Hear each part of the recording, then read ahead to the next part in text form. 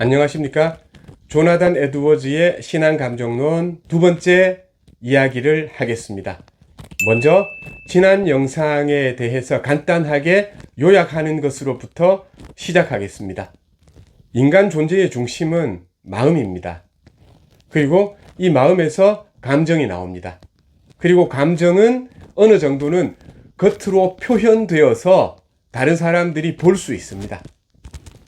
이 볼 수 있는 감정을 잘 검증하면 그 사람의 신앙이 진짜 신앙인지 가짜 신앙인지를 알 수 있다고 에드워즈는 생각했습니다.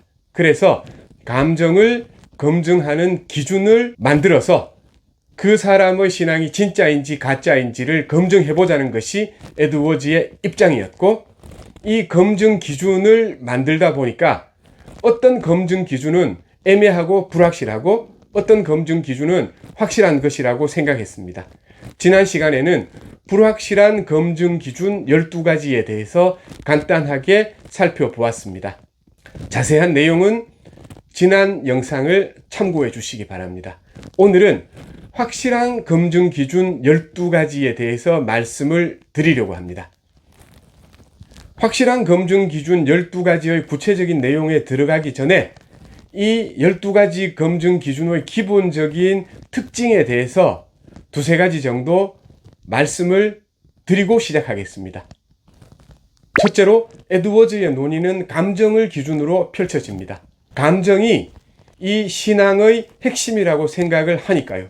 그래서 이 12가지 검증 기준을 잘 살펴보다 보면 그것이 신앙 감정에 대한 이야기이지만 그와 동시에 참된 신앙의 본질이 무엇인가와도 밀접하게 관련이 되는 질문이기도 하다는 사실을 기억해 두시면 좋겠습니다.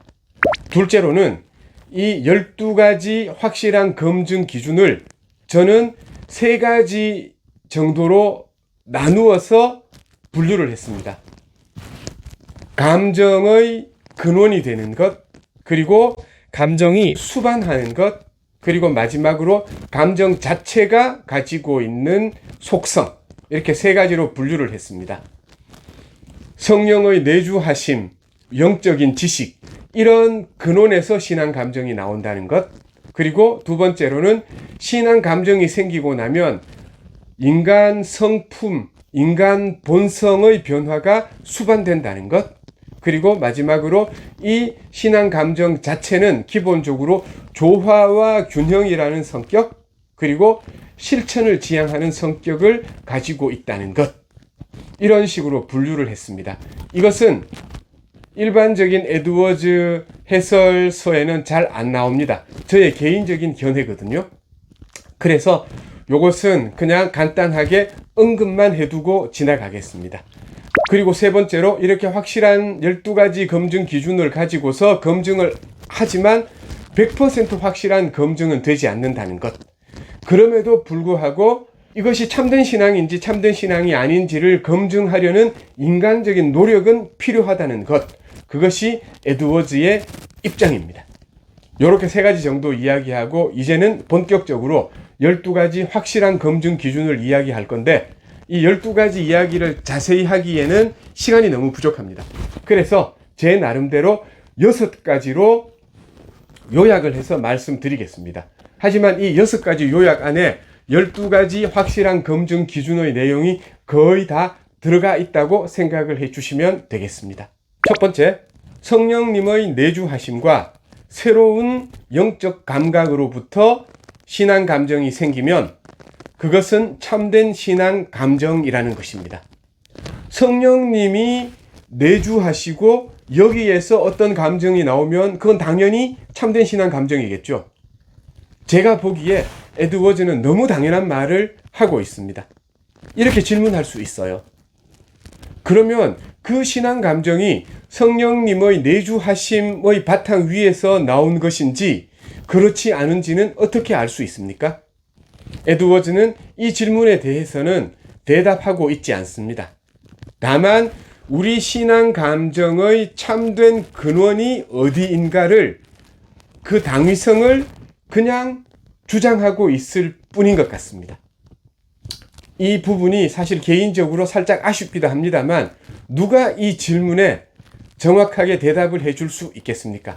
어차피 대답할 수 없는 질문이고 그렇기 때문에 에드워즈는 당위성을 강조하는 그런 신학적인 명제를 우리들에게 얘기하고 있었던 것이 아닌가, 저는 그렇게 생각을 합니다. 성령님께서 우리 속에 내주하시면 새로운 본성의 원리로, 새로운 생명의 원리로, 영원한 생명의 원리로 우리 속에 계시면서 거룩을 전달하십니다.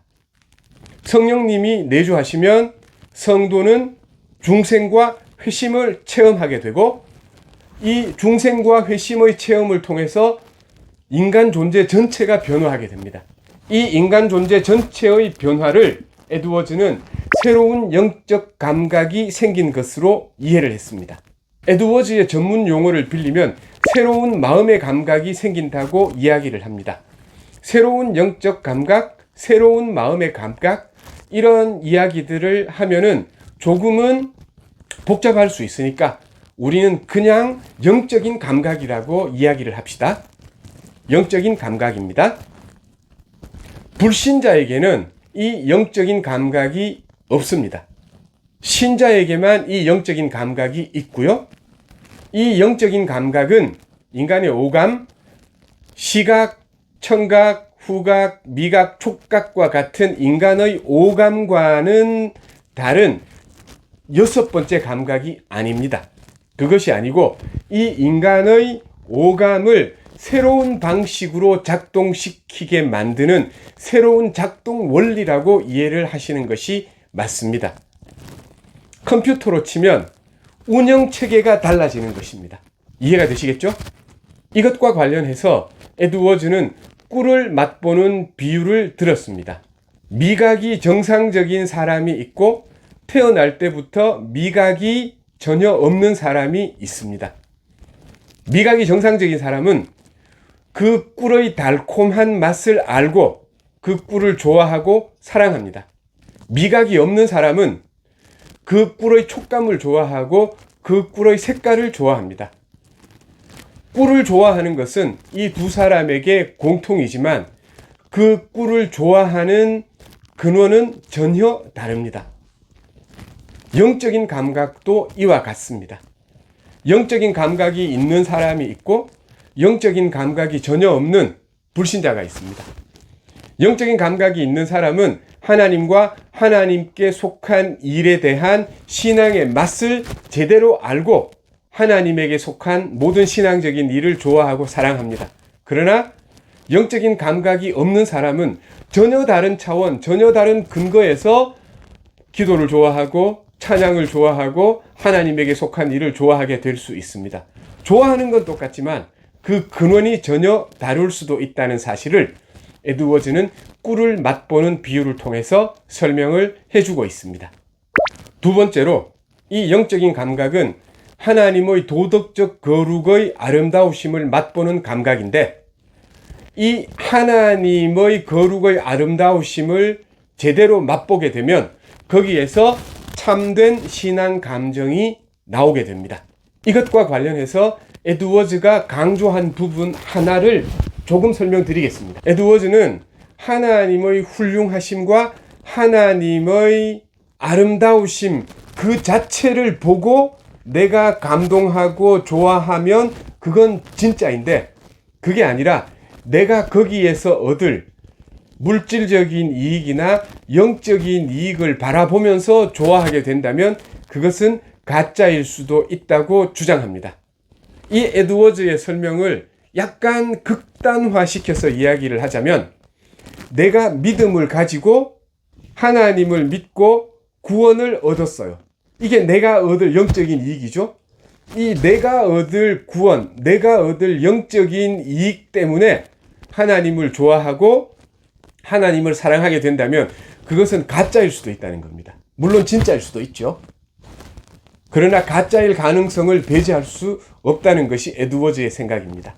그게 아니라 하나님의 탁월하심, 하나님의 훌륭하심, 하나님의 사랑스러우심, 하나님의 거룩하심 그 자체를 보고 너무나 좋고 즐거워하고 좋아하는 감정이 생길 때, 그때라야 그 신앙 감정이 진짜 신앙 감정이라는 것이 에드워즈의 입장이었습니다. 에드워즈에게 있어서는 하나님의 거룩하심의 아름다움이라는 개념이 굉장히 중요합니다. 참된 성도라면 하나님의 전지전능하심보다는 하나님의 거룩하심에 더 마음이 끌리고 더 좋아하고 더 예민한 영적인 감각을 가지게 된다고 에드워즈는 주장합니다. 이와 관련해서 에드워즈는 마귀의 예를 듭니다. 마귀도 하나님만큼은 아니라도 큰 초자연적인 능력이 있습니다. 그러나 마귀는 거룩하지는 않죠. 그래서 마귀는 능력이 있음에도 불구하고 우리 인간들에게 혐오감을 줍니다. 능력과 지식이 있어도 거룩함이 없다면 어떤 존재도 사랑스럽거나 아름답지 않습니다. 거룩함이 있어야 그 능력과 그 지식이 아름다울 수 있다는 것이 에드워즈의 기본적인 입장입니다. 에드워즈는 하나님의 도덕적 거룩의 아름다움을 강조했습니다. 참된 성도가 영적인 감각으로 보면 하나님의 도덕적 거룩은 너무나 사랑스럽고 아름답다는 것입니다. 이러한 에드워즈의 생각은 기독교 신학에서 미학적 차원의 지평을 열어놓은 굉장히 큰 신학적 공헌이라고 이야기할 수 있겠습니다. 세 번째로, 영적인 감각을 통해서 영적인 지식을 획득하고 이 영적인 지식에서 나오는 신앙 감정이라야 참된 신앙 감정이라고 말할 수 있습니다. 에드워즈는 지식을 감각적 지식과 이론적 지식 두 가지로 나눕니다. 감각적 지식을 좀 더 중요하게 생각합니다. 자연인에게도 감각적 지식과 이론적 지식이 있고 성도에게도 감각적 지식과 이론적 지식이 있습니다. 이걸 다 구분하려면 헷갈립니다. 그래서 간단하게 한 가지만 말씀드리겠습니다. 에드워즈가 말하는 영적인 지식은 성도가 가지고 있는 감각적 지식입니다. 그래서 에드워즈의 영적인 지식은 교리적인 지식이 아닙니다. 교리적인 지식은 이론적 지식이거든요. 영적인 지식은 거룩의 아름다움을 느끼는 영적인 감각을 통해서 얻어지는 지식입니다. 도덕적 거룩의 아름다움을 못 느낀다면 거기에서는 교리적인 지식은 나올 수 있지만 영적인 지식은 나올 수가 없습니다. 이와 관련해서 에드워즈는 예를 사용합니다. 음악을 아는 사람은 수학자처럼 음의 비율을 긴 추론의 과정을 거쳐서 계산하지 않더라도 그 음을 듣는 순간 그 음의 조화를 파악해낼 수 있습니다. 미식가도 마찬가지입니다. 미식가는 음식의 맛을 보는 순간 좋은 음식인지 나쁜 음식인지를 바로 알 수 있습니다. 긴 추론의 과정 같은 것은 필요 없습니다. 영적인 지식을 가진 사람도 이와 같습니다. 신앙의 맛을 보면 긴 추론의 과정 없이 이것이 참된 은혜에 속한 것인지 그렇지 않은지를 단번에 알 수 있는 것입니다. 이것이 영적인 지식입니다. 이 영적인 지식에서 영적인 감정이 나오면 그것은 참된 영적인 감정이고 참된 신앙 감정입니다. 에드워즈는 그래서 이 부분에서 영적인 지식과 영적인 감정, 지식과 감정이 불가분리적으로 결합되어 있다는 점도 강조합니다. 그래서 이렇게 표현하죠. 참된 신앙 감정은 빛 없는 열이 아니다. 그것은 빛 속에서 솟아나는 밝은 뜨거움이다. 이렇게 이야기를 합니다. 네 번째로, 참된 신앙 감정은 인간 본성의 변화, 인간 성품의 변화를 수반합니다. 성품이 변화되고 거기에서 신앙 감정이 나오는 것이 아니고 신앙 감정이 먼저 나오고 그 다음에 성품의 변화가 수반되는 것입니다. 에드워즈식으로 이해한다면 영적인 감각이 생깁니다. 이 영적인 감각을 통해서 여러 가지 감각적인 체험을 하고 영적인 지식이 생깁니다. 그리고 이 영적인 지식을 통해서 영적인 감정이 나옵니다. 그리고 이 영적인 감정이 나오고 나면은 그 다음에 인간 성품의 변화, 인간 본성의 변화가 일어나는 것입니다. 에드워즈가 그리스도인의 성품 중에 강조하는 것은 겸손, 온유, 사랑, 용서, 자비 등등입니다. 이 중에서 온유를 예로 들어서 에드워즈가 어떻게 논의를 전개하는지 말씀드리겠습니다. 성도의 온유는 용기나 열정과 대립하는 것이 아니다. 참된 온유는 악을 통제하고 용기 있게 정욕과 죄와 맞서 싸우고 또한 기꺼이 선을 따라가는 것이다. 이렇게 이야기를 합니다.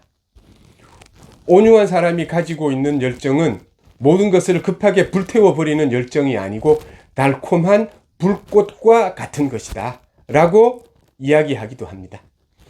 전반적으로 볼 때 에드워즈는 그리스도인의 도덕적 성품의 변화를 말하면서도 여성적인 측면을 좀 더 강조하는 경향을 가지고 있는 것 같습니다. 다섯 번째, 참된 신앙 감정은 아름다운 조화와 균형을 가지고 있습니다. 이 부분에서 에드워즈는 성도와 위선자를 비교하면서 설명합니다. 위선자에 대해서는 이미 말씀드렸다시피 자기가 자기 자신에게 속는 사람입니다. 자기는 신앙을 가졌다고 생각하지만 사실은 신앙이 없는 사람을 에드워즈는 위선자라고 부릅니다. 에드워즈는 이렇게 말합니다. 위선자는 구원의 기쁨은 크지만 죄에 대한 슬픔은 없다. 위선자는 은혜를 받고 기뻐하지만 두려워서 떠는 일은 없다. 위선자는 하나님을 사랑하는 마음은 크지만 사람을 사랑하는 마음은 작은 경우가 많다. 위선자는 인간의 영혼은 매우 사랑하지만 그 인간의 육신은 그 인간의 물질적인 부분에 대해서는 사랑하지 않고 관심이 작은 경우가 많다. 위선자는 해외에 있는 하나님의 자녀는 사랑하지만 가장 가까이에 있는 자기 식구들이나 친척들에 대한 사랑은 태만한 경우가 많다. 이렇게 위선자들의 신앙 감정은 조화와 균형이 깨져 있다. 성도들은 은혜를 기뻐하지만 이와 동시에 죄에 대한 슬픔이 있고 인간의 영혼도 사랑하지만 인간의 육신과 물질적인 부분에 대해서도 관심이 많고 하나님의 은혜를 기뻐하면서도 동시에 거룩하신 하나님 앞에서 두렵고 떠는 모습이 있다는 것입니다. 이런 조화와 균형을 갖춘 신앙 감정이야말로 진짜 신앙 감정이라는 것입니다. 그래서 에드워즈는 이렇게 말합니다. 위선자는 유성과 같아서 잠시 동안 화려하고 강력하게 불타오르지만 이내 살아 없어져 버린다. 반면에 참된 성도는 별과 같아서 간혹 구름에 가려서 그 빛을 제대로 비추지 못할 때도 있지만 언제나 일정하게 궤도를 따라서 움직이고 언제나 빛을 발하고 있다. 라고 이야기합니다. 그리고 에드워즈는 이런 이야기도 했습니다.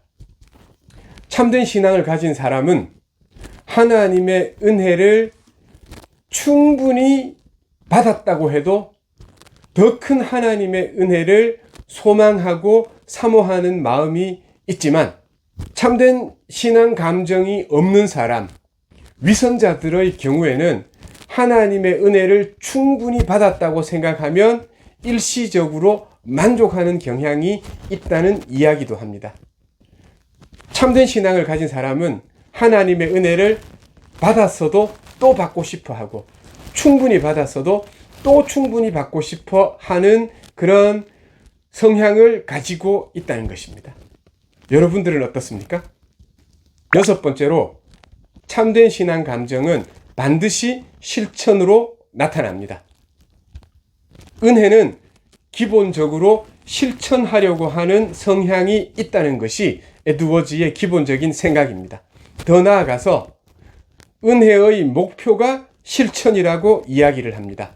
에베소서 2장 10절을 보면 착한 일을 위하여 너희가 지음을 받으셨다는 말씀이 나오죠. 에드워즈에 따르면 실천은 은혜의 목표입니다. 에드워즈는 실천은 내적 체험과 연합을 이룬다고 말하기도 했습니다. 내적 체험이란 내 마음이 체험하는 것이고요. 실천은 내 몸이 체험하는 것입니다. 그래서 모든 체험이 다 실천인 것은 아니지만 실천은 분명히 체험입니다. 몸이 체험하는 것이죠. 에드워즈의 이러한 생각에 입각한다면 체험이 부족하다면 실천하면 됩니다. 내 몸이 체험하면 그것도 은혜의 체험이니까요. 그래서 에드워즈의 사상에 따른다면 나의 내적 체험이 올바른지 아닌지를 알려면 나의 실천을 보면 됩니다.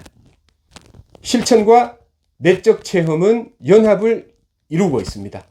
그래서 나의 실천을 보면 나의 내적 체험이 올바른지 아닌지를 판단할 수 있다는 것입니다. 실천의 중요성을 에드워즈는 이런 방식으로 강조하고 있습니다. 한편 에드워즈는 이 기독교적 실천이 이신칭의와 전혀 모순되지 않는다는 점도 강조하면서 길게 설명을 합니다. 한마디로 말하면 이렇습니다. 실천은 칭의의 증거이다. 이 부분에 대해서는 이신칭의론을 다룬 제 영상을 보시면 어느 정도 자세히 알 수 있을 것입니다. 꼭 한번 찾아보세요. 이렇게 6가지로 나누어서 에드워즈의 확실한 신앙 검증의 기준 12가지를 살펴보았습니다. 따로 복습은 하지 않겠습니다. 제가 말씀드린 내용 자체가 워낙 압축되어 있는 내용들이라서 복습 요약을 하는 것 자체가 매우 힘들기 때문에 그냥 이렇게 마무리하겠습니다. 다만 에드워즈가 말한 신앙 감정이 무엇인가에 대해서는 한 번만 더 반복해서 말씀을 드리고 마칠게요. 에드워즈가 말하는 신앙 감정은 무엇입니까? 인간의 지성과 인간의 의지를 통합하고 연결시켜주는 작용을 하는 것입니다. 그리고 지성을 품고 의지를 촉발시키는 힘을 가지고 있는 것입니다. 그래서 어떤 면에서는 인간 존재의 중심이라고도 할 수 있습니다. 뿐만 아니라 이 감정은 겉으로 표현되기도 하는 것이잖아요. 그래서 이 겉으로 표현되는 감정을 검증함으로써 참된 신앙의 본질을 해명할 수 있다고 본 것이 에드워즈의 기본 입장이었고, 이렇게 신앙 감정을 검증하는 과정을 통해서 우리에게 참된 신앙의 본질을 이해할 수 있게 해주는 계기도 마련해 주었다고 말씀드릴 수 있을 것 같습니다. 여기까지 하겠습니다. 잘 들어주셔서 감사합니다.